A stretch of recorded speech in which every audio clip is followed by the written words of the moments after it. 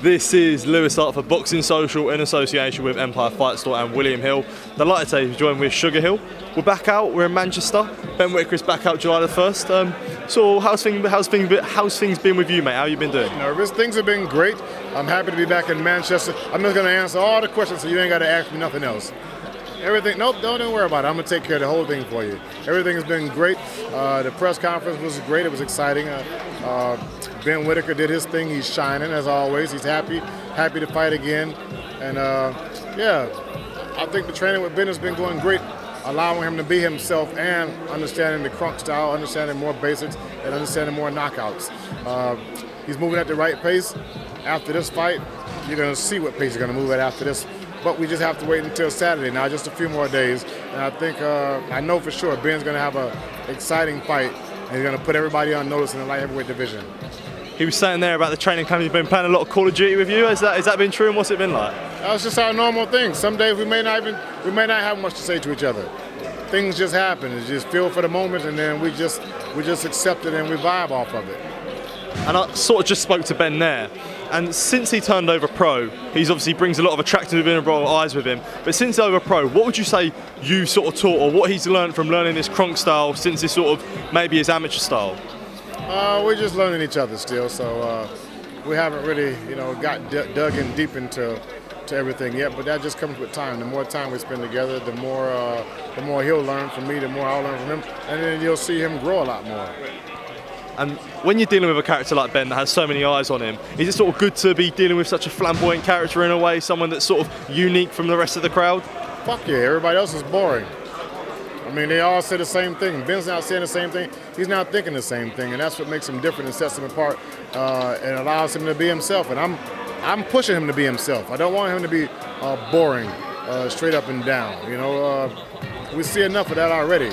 You want to see somebody's true personality. You don't want to see somebody be fake. So, like saying that, it's important to be unique in the ring because you see himself sort of, you said sort of it's don't be boring, but especially when you see him in the ring doing all these sorts of dancing and all these sorts of stuff. You must love that. He didn't plan for that. It just happened. So that's just him being him at that time. It's no different really than you driving a car and you want to change lanes. Do you put your blinker on or you don't? You turn signal or you don't? Or is a car jumping in front of you, or you see a pothole and you have to make adjustments. Things just happen. You go with the flow. You go into a restaurant, you had chicken on your mind, and you see the waiter walk by with a nice steak, and you look over there and you change your mind and say, no, I want what they have. I want a steak too now. Yeah, everybody should be able to change their mind and enjoy it.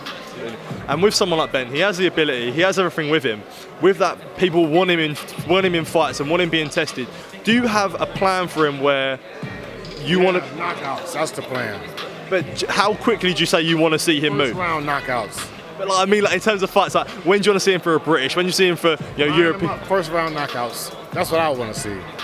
But do you have anything in mind where you want a title at a certain point, or a 10 rounder at a certain point, a 12 rounder at a certain point? No, I stated earlier. Wait till this fight's over, then you'll know for sure.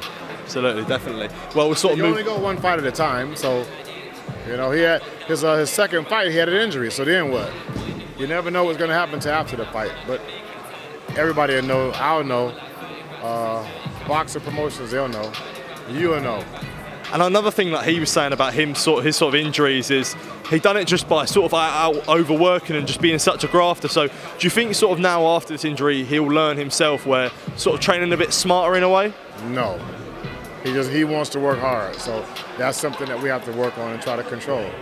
But is that sort of a good headache to have as a trainer where sometimes you don't have to pick him up, he does it himself? Yeah, everything has its goods and bads. So yeah, I've had fighters before, Adonis Stevenson, who wants to keep working, Tyson Fury, which we won't talk anymore about him, but him, he want to keep working. He always wants to work.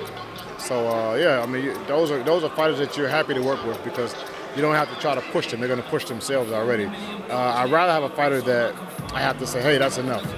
Then somebody have to say, hey, don't you think you should do another round on the bag? So yeah. Definitely. Sugar, thank you for your time. I really appreciate it. All the best for Saturday, mate. Thank you. Best to you as well.